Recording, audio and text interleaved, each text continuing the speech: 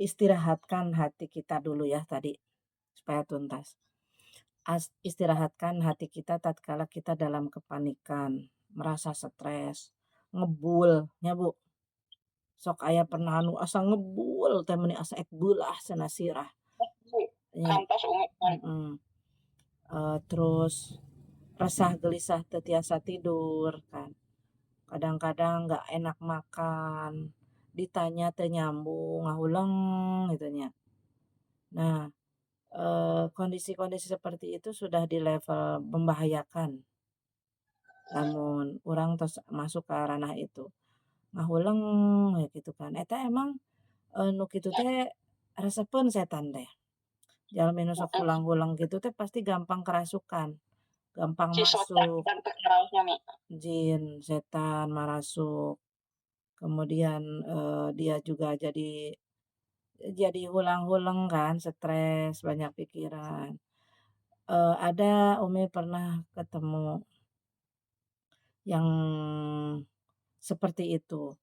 Jadi berawal dari dia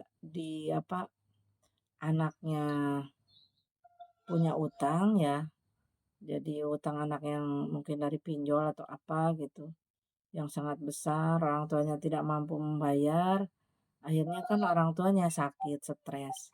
Secara fisik seperti tidak ada hal yang berat gitu di sakitnya, tapi secara mental dia stres, jadi kayak orang nggak waras, jadi ODGJ gitu.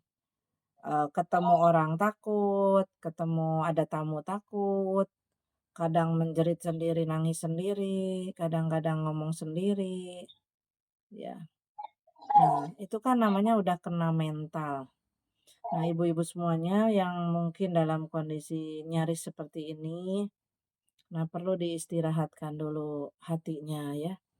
Bagaimana cara diistirahatkan hati kita? Istirahatkan ya, hati kita itu salah satunya dengan beberapa cara nih ya. Pertama, kita hadir di majelis-majelis ilmu ya, majelis-majelis ilmu supaya apa?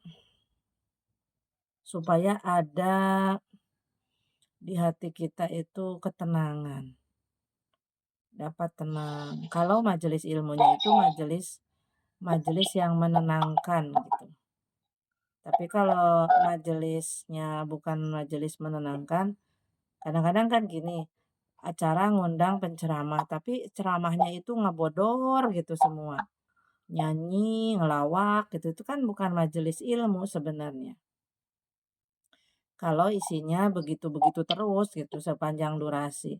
Kalau sesekali ada selingan dan itu selingannya lucu tapi bermanfaat mah nggak apa-apa, itu Umi juga suka. Tapi kalau dari awal sampai akhir memang fokus kebodoranana, maka walaupun judulnya Isra Mi'raj atau Maulid Nabi atau tabligh akbar, tetap itu bukan majelis ilmu, itu majelis hiburan aja. Nah, yang dimaksud yang perlu dihadiri dan untuk mengistirahatkan hati itu ke majelis ilmu, majelis, yang membahas tentang ilmu-ilmunya Allah gitu, tentang obat-obat hati, gitu. Itu perlu hadir biar istirahat hati kita. Biar apa lagi? Biar tawadu hati kita. Tawadu itu apa? Ya tawadu itu tidak ada keakuan gitu. Orang tawadu itu kan berkebalikan dengan sombong, dengan angkuh. Jadi orangnya tawadu, nanti, apa ya, banyak banyak rem dalam diri, itu tawadu.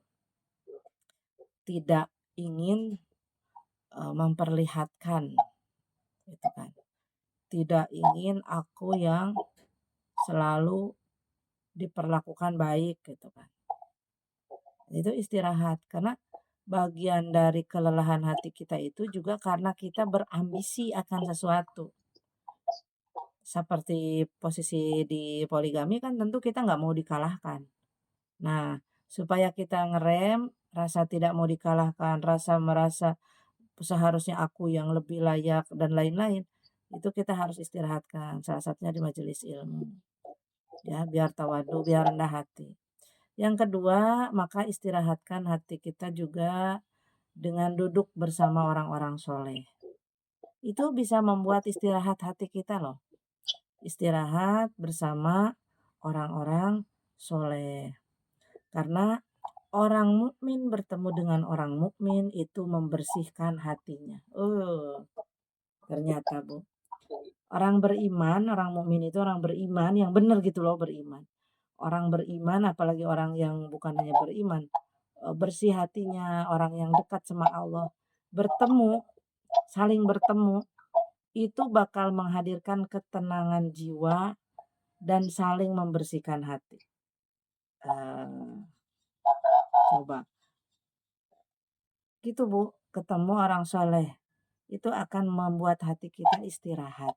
Dari ngaguplak, panas, ya, ngaguplak, panas, naon teh asa pecah, membara kita kan, dengan segala kelelahan masalah kita. Maka tatkala berjumpa orang soleh, itu akan adem, tenang, ya, tenang. Dapat kita merasa oke ya, rehat gitu. Hati kita tuh dari lelahnya itu rehat, turun tensinya. Kalau tadinya panasnya mendidih itu turun setidaknya, tensinya turun. Bahkan pulang dari ketemu orang soleh ini atau dari majelisnya itu nanti akan dapat sesuatu yang tidak disangka-sangka. Umi juga sering gitu. Misalkan Umi hadir di pengajian atau di kajian guru-guru Umi ya misalkan. Atau ketemu dengan guru Umi. Awalnya kita ingin curhat sesuatu nih, bergejolak, wah pokoknya ingin ingin mengadukan satu masalah yang merasa diri kita tuh berat gitu menanggungnya. Mau ngomong pokoknya nama ieu dibudalkeun, pokoknya geus teu kuat, pokoknya mah arek arek segala luapan emosi itu mau dikeluarkan. Ternyata pas ketemu orangnya, kita nggak jadi ngomong, kita nggak jadi tiba-tiba aja jadi adem, tensi kita turun ya, yang bergejolak itu jadi nggak ada dan akhirnya kita nggak mampu lagi untuk ngomong, karena udah terjawab gitu, kayak kayak hati kitanya udah kalau berobat mah udah sembuh duluan gitu. Kok tadi tadi misalkan aku sakit banget, sakit gigi, sakit kepala, pas ketemu dokter, masuk ke rumah sakit, ketemu dokternya kok belum diobati, belum disuntik, belum diapa-apain, kok udah reda ya gitu. Coba Ibu berani nggak ngomong bahwa ini betapa sakitnya? Kan, "Ih nggak jadi Dok, udah nggak apa-apa sekarang," kan gitu kan, ya. Nah, itulah hikmah bertemu orang-orang soleh karena kita akan menemukan ketenangan dan hati kita akan dibersihkan gitu. Nah, yang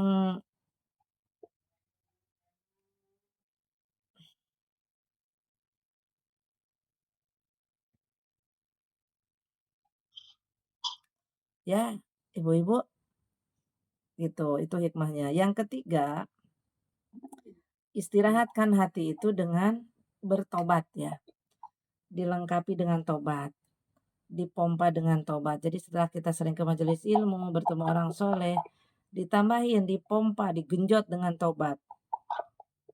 Tobat itu apa? Apakah tobat itu Umi maca istighfar sebanyak-banyaknya? Sabaraha Umi kedah maos istighfarna tah. Bukan tobat itu mah. Itu mah dikir, wirid, ya. Baca istighfar sekian ribu mah bukan tobat, itu mah wiridan dengan istighfar. Nah, tobat itu apa? Tobat itu salah satu cirinya tobat itu satu menghentikan ya, menghentikan dosanya. Kedua menyesali dosanya, menyesali apa yang diperbuat. Ketiga berazam untuk tidak mau melakukan lagi. Keempat menimpa dengan kebaikan. Nah, baru itu tobat. Nah, salah satu teknisnya adalah memperbanyak istighfar, memperbanyak amal baik ya. Kemudian mungkin, menangis meminta ampun kepada Allah, nah itu teknisnya. Jadi kalau cuma baca istighfar sekian ribu, hatinya tidak menyesal, hatinya tidak merasakan itu dosa, hatinya tidak merasa,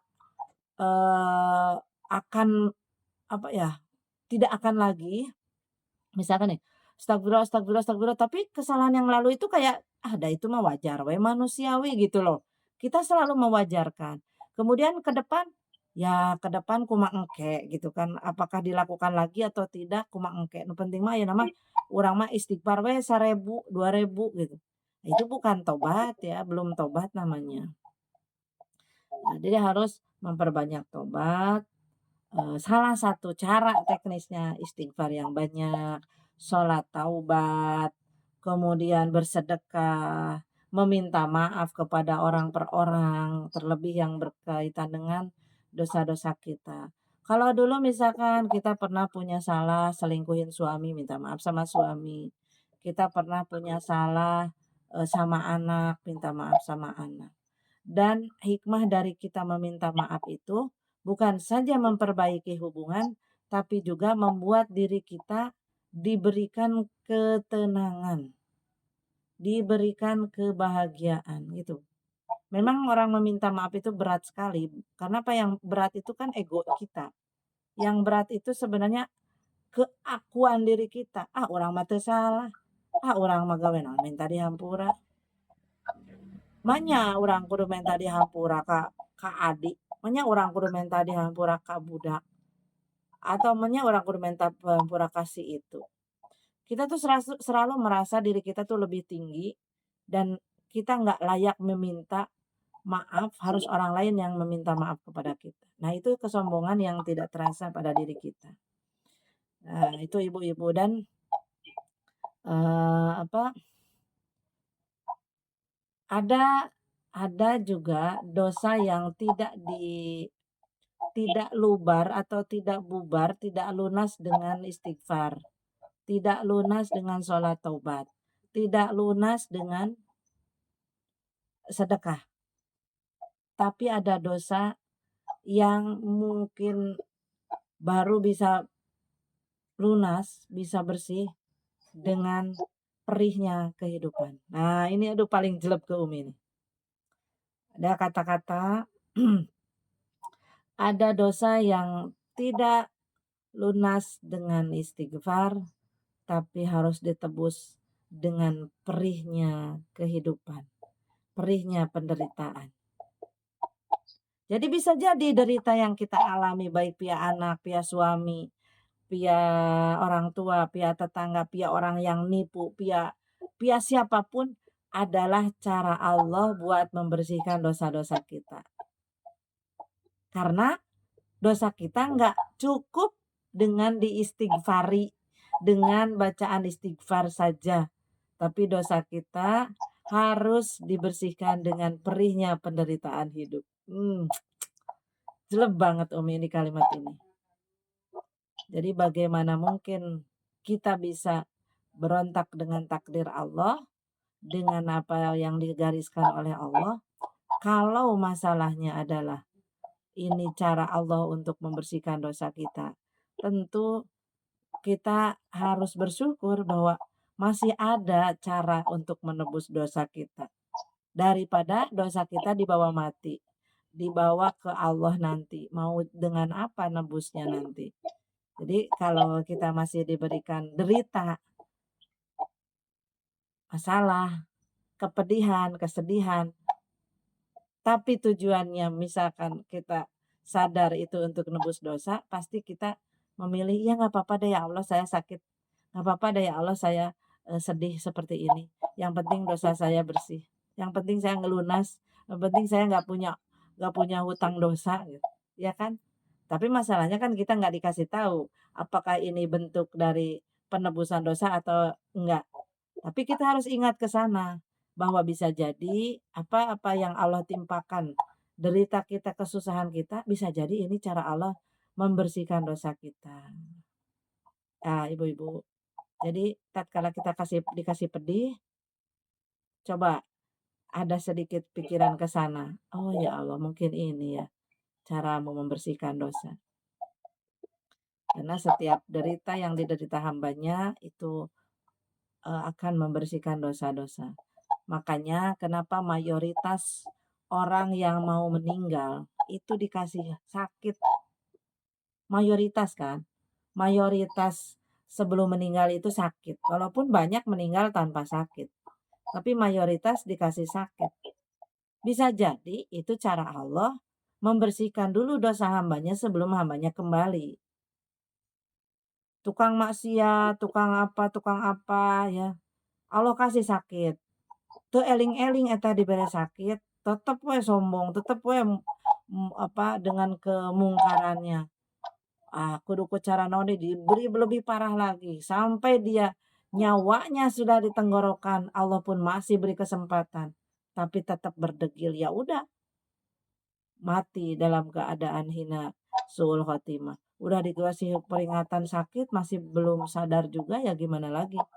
Padahal seharusnya kalau kita sudah dikasih sakit, itu warning dari Allah supaya segera bertaubat sebelum kita diambil hak hidupnya oleh Allah Subhanahu wa taala. Ya, ibu-ibu semuanya, Kak Hartos,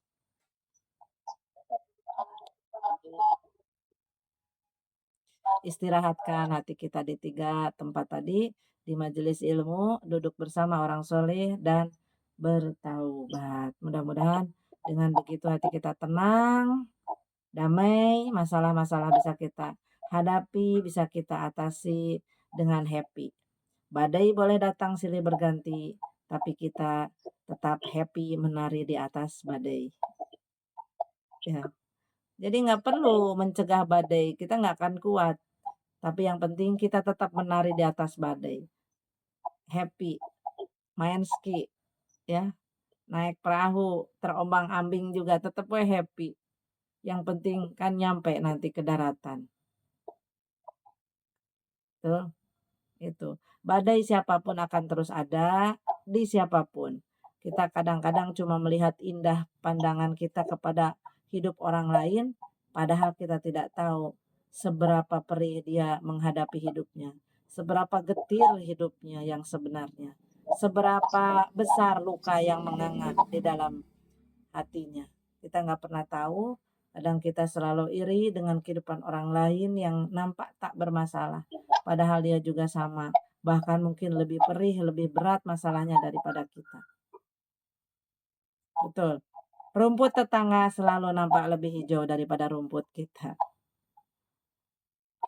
Ternyata pas kita mindah ke rumah tetangga, rumputnya tidak sehijau yang kita lihat. Tetap we paeh, tetap we gararing. Nah, makanya para perempuan yang mungkin sekarang sudah punya lirikan-lirikan ke laki-laki orang, ke suami orang, kadang-kadang suami orang tuh suami batur mah nya mani bager, keren, soleh, jabaning beunghar, jabaning romantis. Nah, itu hijau tuh kelihatannya, padahal belum tentu. Karena ada yang kelihatannya seperti itu, dalamnya justru mungkin keras. Bisa jadi di dalamnya ada dia KDRT, di dalamnya pelit, cuma kelihatan dari luar aja bagus, indah gitu. Kan sok kabita ya ningali pasangan batur, ningali rumah tangga batur, ningali keluarga batur, ningali usaha batur, ya. Nah, itulah karena kita sering melihat orang lain nampak indah, kita lupa pada apa yang Allah titipkan pada diri kita, padahal lebih baik, lebih indah dan harus kita syukuri ya, apa-apa yang sudah Allah titipkan kepada kita. Semua pasti ada ujiannya masing-masing. Tidak ada orang yang hidup tanpa masalah, tanpa ujian, semua dengan ujiannya masing-masing. Jadi banyak yang kayak ke Umi juga, ya Masya Allah pokoknya Umi itu apa ya, kayak kayak sempurna gitu dilihatnya. Padahal ibu-ibu nggak tahu di dalamnya seperti apa. Perih di sininya seperti apa, bisa jadi perihnya lebih perih daripada ibu-ibu. Ya, masalahnya bisa jadi lebih berat daripada ibu-ibu. Dan yang penting gini, setiap kita melihat seseorang di puncak, ya kita melihat nih ke orang lain tuh ke atas tuh, oh enak ya jadi si itu udah di atas gitu. Enak ya dia udah sukses. Enak ya si itu ya udah menikmati gitu. Kita nggak tahu bagaimana dia berproses menuju puncak itu. Sebabak belur apa dia dulu memperjuangkan posisi itu? Seperih apa dia menahan lukanya? Seberapa banyak air mata yang tumpah untuk mencapai itu? Seberapa luka dia di badannya untuk mencapai posisi itu? Kita nggak pernah mau mikir ke sana. Yang penting kita lihat, indah ya udah di atas, enak ya geus di luhur, enak ya geus beunghar, enak ya, dan lain-lain. Kita nggak pernah mau tahu seberapa perih perjuangan dia mencapai itu semua. Seberapa banyak rintangan yang telah dia lewati. Seberapa air mata yang telah ia tumpahkan untuk bisa mencapai posisinya sekarang. Karenanya jangan pernah melihat seseorang secara instan. Semua orang memerlukan proses dalam hidupnya. Nah, itu saja ibu-ibu, mudah-mudahan ada manfaatnya ya. Barangkali ada yang ingin ditanyakan atau disanggah atau bagaimana dari apa yang Umi paparkan barusan, Mangga. Silakan buka suaranya.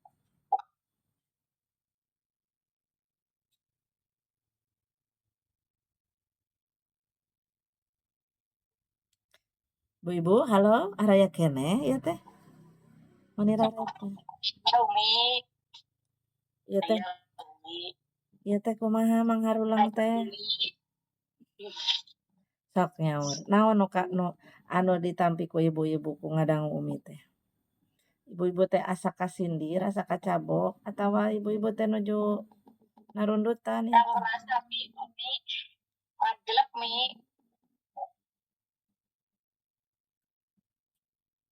Kah, kumaha Bu Sri? Ya Mi. Jadi berasa ngaca diri gitu Mi.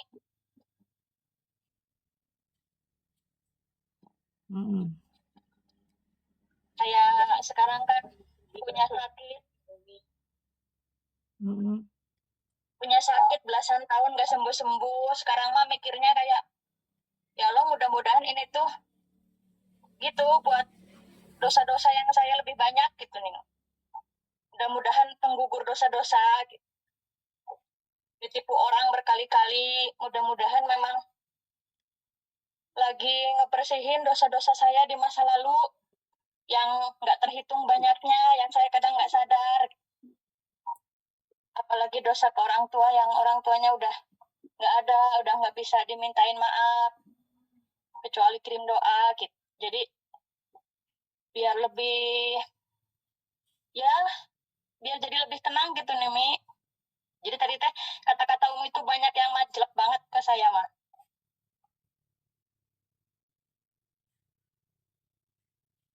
Masalah memang sampai hari ini belum kelar, masih, tapi saya lebih tenang jalaninya gitu. Sebelum kajian kemarin malah udah kepikiran pengen ke psikolog, pengen ke psikiater, pengen berobat ke poli jiwa, karena udah ngerasa badan tuh udah gimana gitu.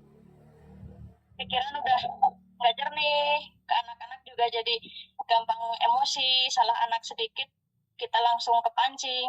Itu kan karena di sayanya lagi nggak baik-baik saja. Tapi alhamdulillah ketemu Umi itu sekarang jadi nggak usah ke psikiater tuh udah lebih tenang gitu nih.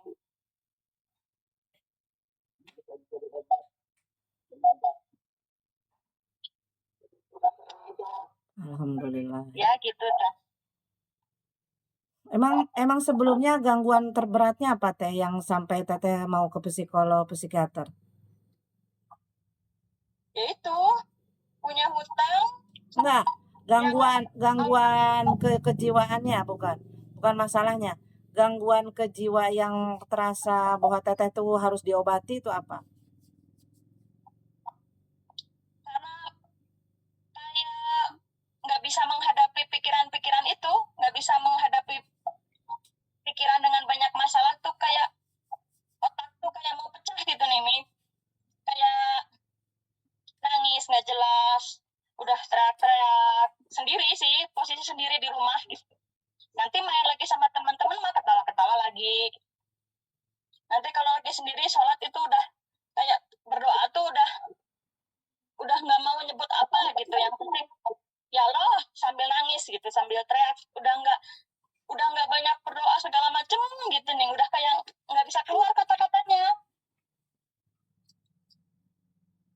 Sering teriak-teriak sendiri gitu? Iya, apalagi awal-awal dulu dia kayak gitu. Makanya alhamdulillahnya sama suami tuh saling dukung, itu mungkin yang masih menguatkan. Awalnya tuh udah nggak bisa nahan gitu, sama anak juga kalau ngelakuin kesalahan kecil yang menurut saya anak nggak disiplin atau apa gitu, saya tuh meledak-ledak gitu nih. Udah emosian. Yang nggak pernah ngomong kasar meskipun berantem sama siapapun, sama mantan suami misal berantem pun nggak pernah sampai aku kamu tuh nggak pernah. Sekarang saya jadi ngomong kasar tuh jadi kayak gampang, kayak bukan diri saya yang dulu gitu. Terus jadi ingat mati, jadi ingat mama, jadi ingat bapak yang udah pada nggak ada gitu. Ke suami juga udah selalu berdoanya, teh jangan kamu, kan kita jauh ya, bedanya 14 tahun.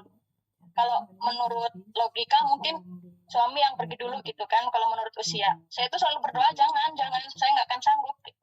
Saya kalau berdoa tuh, saya yang diambil dulu ya Allah. Kayak gitu.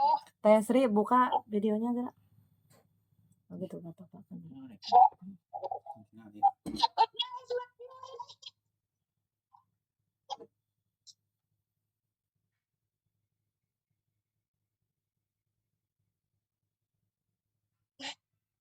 Jadi kalau nemu apa tuh udah langsung badan ngegeter nih. Sekarang juga nggak ada geter tuh. Jadi kayak yang punya sakit Parkinson. Ngegeter, nggak bisa ngendaliin diri.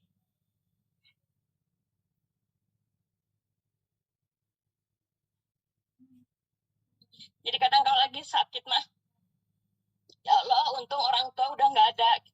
Gimana sakitnya mereka kalau tahu saya hidupnya begini gitu.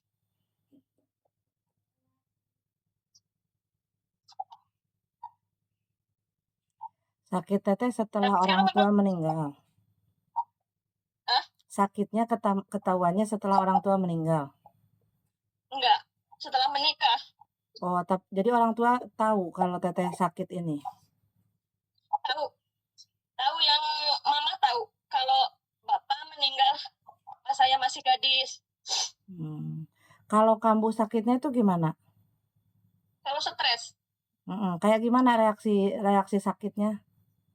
Dia misalnya tangan sama kaki kan kayak yang sakit gatal-gatal gitu, Mi. Kayak eksim, tapi bukan eksim. Jadi kalau stres, misal kita sebelum tidur pikiran udah lagi mikirin besok gimana nih, hutang gimana nih, ditagih gimana nih gitu. Tidur, bangun itu tangan udah berdarah, udah kayak yang disilet-silet. Ini tangan tuh udah kayak yang disilet-silet. Kan katanya jangan nyuci, jangan kena sabun, mandi sabun khusus segala macam. Kan kebentur keadaannya, Mi. Tetap aja gitu. Tapi kalau pikiran baik-baik aja mah tetap sembuh meskipun kena sabun atau makan segala macam makanan. Sembuh. Tapi kalau lagi mikirin apa yang sayanya sampai nggak bisa ngendaliin diri, ya jadi meskipun diapikan tetap jadi. Paling sering kamu tuh kalau mikirin apa yang paling berat, yang paling memancing penyakit itu, mikir apa? Tetap mikir utang sih, Mi. Atau tiap bulan hadir dong sakitnya? Iya, saya tiap bulan ke poli, ke rumah sakit. Terus minta obat. Nama penyakitnya naon? Kenapa jadi berdarah-darah di tangan? Terus ngeblank.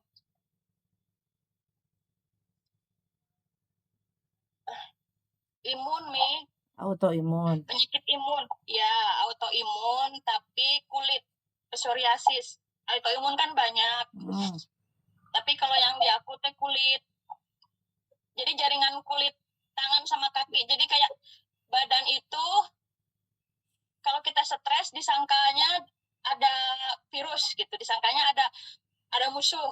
Jadi harus berjuang gitu nih. Padahal diri sendiri, jadi diri sendiri merusak diri sendiri. Hmm. Garis itunya tuh. Itu udah dari anak sebelum anak pertama lahir, sekarang udah Berat 16 tahun berarti usianya. di suami yang awal ya ini munculnya? Iya, iya, iya. Waktu pertama berobat kata dokter gini, kamu habis putus cinta. Enggak dok, bahkan saya habis menikah, awal menikah. Atau kamu nggak punya anak, ini lagi hamil. Jadi bagi saya pertama mungkin kasus ditinggal ayah mendadak gitu ya. Ditinggal ayah mendadak, saya nggak kuat, mama sakit, adik saya masih usia SD 8-9 tahunan lah, butuh biaya, sedangkan saya kerja tuh yang cuman buruh di toko sembako gitu nih. Jadi jauh, itu pun di Bandung. Saya kok ninggalin mama sakit, kita di sini ngumbara gitu ya, Mi nggak punya sanak saudara gitu sendiri. Akhirnya saya berhenti kerja kan nggak ada sampo yang harga 500 pun saya nggak bisa beli gitu nih. Ada tetangga yang baik nolong tiap malam, ikut nginep, bantuin. Nah, anaknya itu kepengen saya ngajak nikah, mau ayo kita bahagiain mama kamu bareng-bareng, saya tanggung. Saya dilema kan, keadaan saya kayak gitu, dia datang, akhirnya saya terima.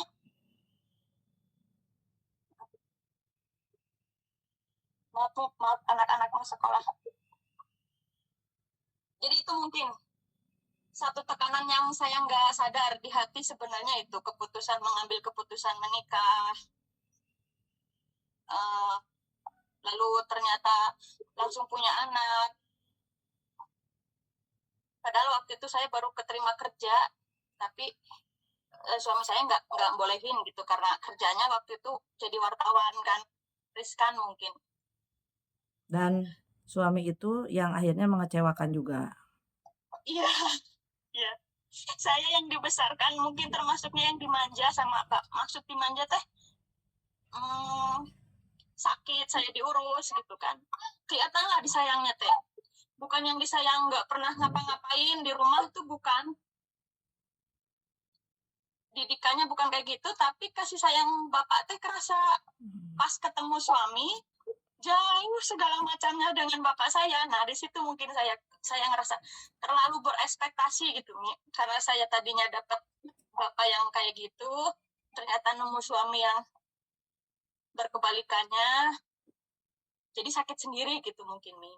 Jadi bagi suami mungkin ini hal wajar, bagi saya hal berat. Buka teh Oma. Ya. Sekarang Teh Sri coba lihat Umi.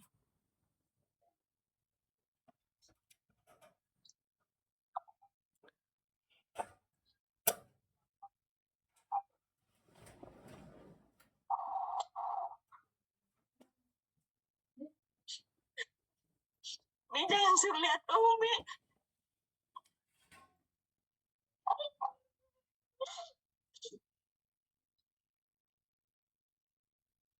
Kenapa? Nggak kuat. Nggak kuatnya kenapa?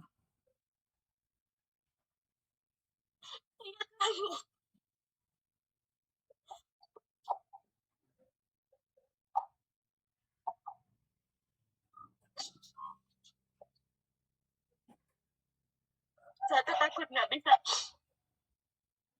Ngerasa saya tuh udah baik-baik aja gitu, Mi.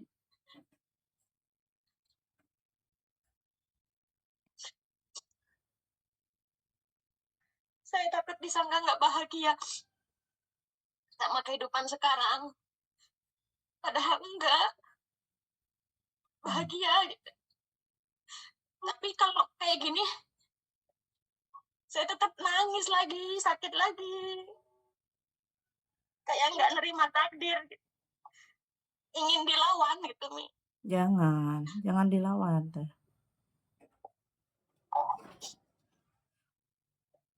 Coba teteh lihat Umi terus ya, paksakan ya. Terus mau nangis mau ngomong, pokoknya terus lihat aja, lihat ke Umi. Kalau bisa kita tatap mata ya. Kamu tuh jangan lawan ya, jangan lawan. Memang luka kamu tuh terlalu lama, terlalu dalam ya. Jadi sampai rusak badan kamu, sakit itu karena itu tekanan batin yang terlalu menganga, terlalu terluka ya. Itu diakibatkan di pernikahan pertama ya, di pernikahan pertama. Jadi jangan pura-pura bahagia, jangan. Caranya salah satunya coba kalau di malam hari itu ya, benar teteh memang nggak akan punya energi lagi buat berdoa. Saking sudah capeknya ya, capek gitu karena kayak di ombang-ambingnya tuh terlalu lama. Terutama di pernikahan pertama itu terlalu membuat luka yang sangat dalam. Jadi pernikahan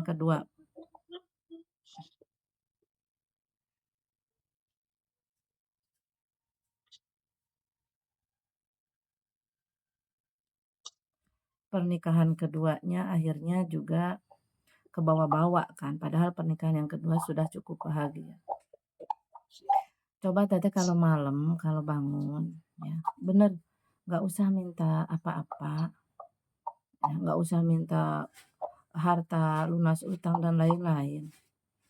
Ya, fokus mengakui diri lemah. Ya Allah, hamba lemah ya Allah. Hamba nggak kuat, hamba nggak bisa.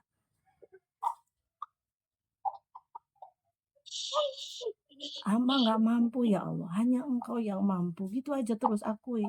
Semakin kamu akui kelemahanmu, maka Allah semakin kuatkan dirimu.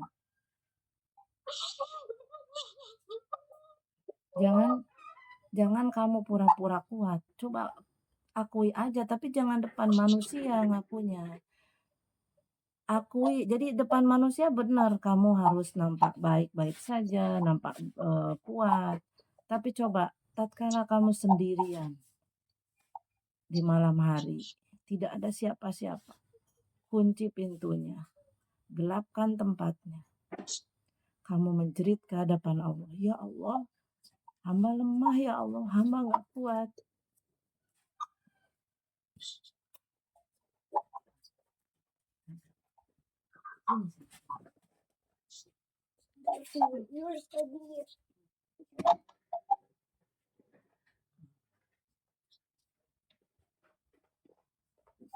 Nanti dijemput sama Umi. Oke, siap. Hamba lemah ya Allah, hamba nggak kuat, hamba nggak bisa. Ternyata memang hamba itu hanya hambamu ya Allah. Tidak ada daya, tidak ada kekuatan, tidak ada kepintaran dari hamba. Hamba nggak bisa ternyata mengatasi masalah ini ya Allah. Ternyata hamba itu rapuh ya Allah. Akui aja kamu rapuh, kamu lemah, kamu nggak kuat. Dan hamba tahu ya Allah, hanya Engkau yang mampu mengatasi semuanya. Hanya Engkau yang kuat, hanya Engkau yang hebat ya Allah. Hamba serahkan ya Allah semua yang jadi beban hamba. Hamba serahkan pada semuanya ya Allah. Jadi kalau bahasa Sundana mah teh encageun sadayana teh.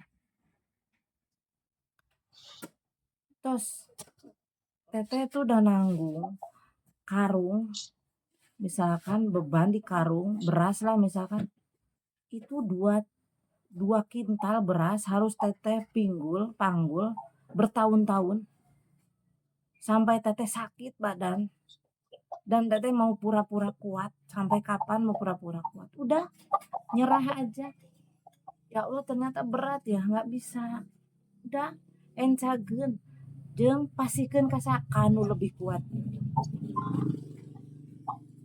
Pasikeun kanu lebih kuat, ya Allah hamba nggak kuat. Hanya Engkau yang maha kuat. Hamba serahkan ya Allah, terserah Engkau. Terserah, gitu loh. Terserah Engkau. Jadi apapun yang terjadi, yang sepahit apapun yang Teteh takutkan, terserah. Apa sih yang paling pahit yang kamu takutkan? Di penjara, dilaporin polisi, digebukin, dikeroyok, disegel rumahnya. Pokoknya apapun itu yang paling pahit sekalipun, katakan sama Allah, terserah Engkau ya Allah. Itu, maka hati kita akan lega. Umi pernah di posisi itu, berat banget, ini nggak ada jalan keluar, kayak nggak sanggup, ini nggak akan beres ini dari mana jalannya gitu, butek. Kita sudah ikhtiar ke sini malah nambah-nambah susahnya. Kita udah ke sini malah nambah-nambah masalah. Udah ternyata turunkan semuanya, nggak sanggup ya Allah. Nyerah ya Allah. Angkat tangan aja ya Allah, aku nyerah. Menyerah kepada Allah, kepada Tuhan kita adalah sebuah bentuk kehambaan. Tapi kalau menyerah sama manusia, itu salah. Ini nyerah sama Allah loh, maksud konteksnya. Bukan nyerah sama masalah, tapi nyerah sama Allah. Ya Allah, aku menyerah. Aku nggak bisa ya. Aku nggak sanggup ya Allah. Aku ternyata nggak kuat. Maka nanti Allah sendiri yang akan membereskan semuanya. Ternyata jalan keluarnya itu ada nanti. Ya.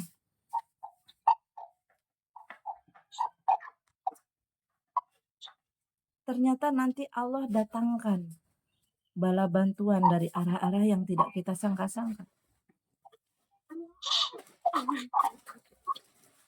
Itu salah satu cara mengobati beban kita, mengobati luka kita, menyimpan beban kita. Karena apa? Masalahmu tidak akan beres dengan kepintaran, dengan strategi, dengan kekuatan. Yang ada malah kamu makin sakit, masalah belum beres, kamu makin terpuruk, ya.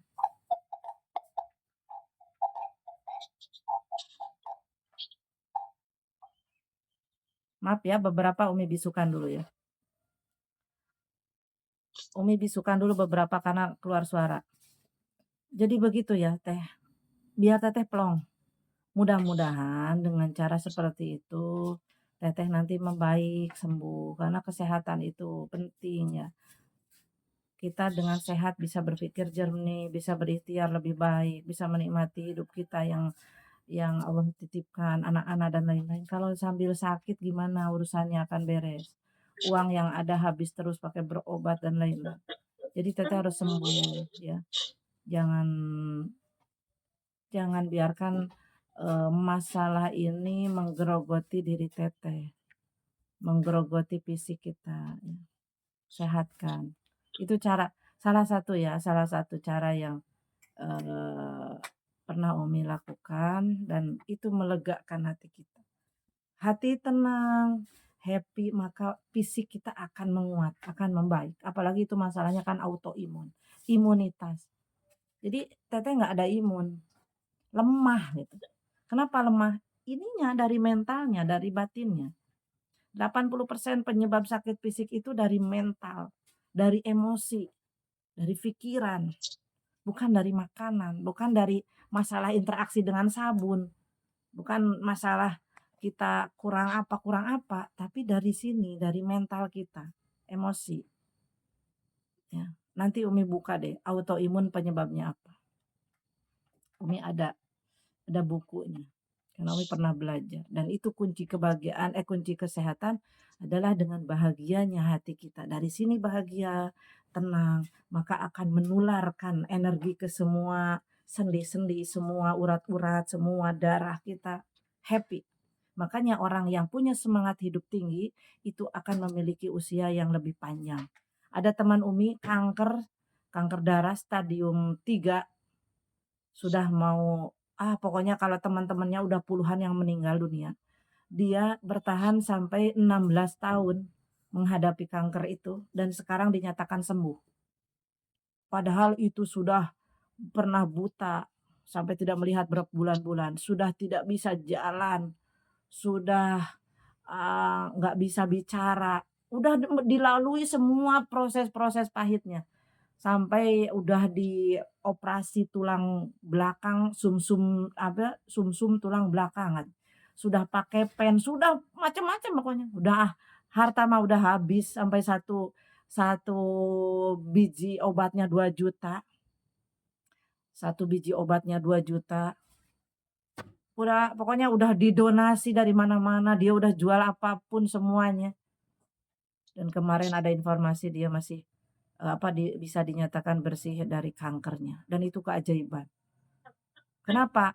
Dia punya semangat hidup yang tinggi. Jadi cari Teteh makna hidup Teteh apa, Teteh mau hidup buat apa? Bukan hanya buat diri sendiri. Jadi bukan hanya aku ingin hidup 1000 tahun lagi, bukan, tapi cari makna hidup. Aku tuh harus hidup demi apa gitu. Nah itu yang akan membuat orang semangat. Apakah aku hidup karena ingin ada terus bersama anak-anakku? Apakah aku hidup karena aku harus menghidupi banyak orang? Apakah aku hidup karena aku harus bermanfaat bagi banyak orang? Nah itu kekuatan seperti itu yang akan membuat orang panjang umur. Semangatnya beda. Kayak kita kerja, di saat orang yang di tanggungan kita banyak, maka kerjanya semangat. Ya Allah, aku harus banyak duit. Kenapa? Banyak yang harus kugaji, banyak yang harus kunafkahi, maka semangatnya beda. Tuh ya, Ibu semuanya, Teteh, Teh Sriyanti terutama, ya mudah-mudahan dapat pencerahan dari Umi hari ini, ya. Hatinya lebih tenang ya, lebih tenang sekarang? Iya, Banyak yang ikut menangis loh.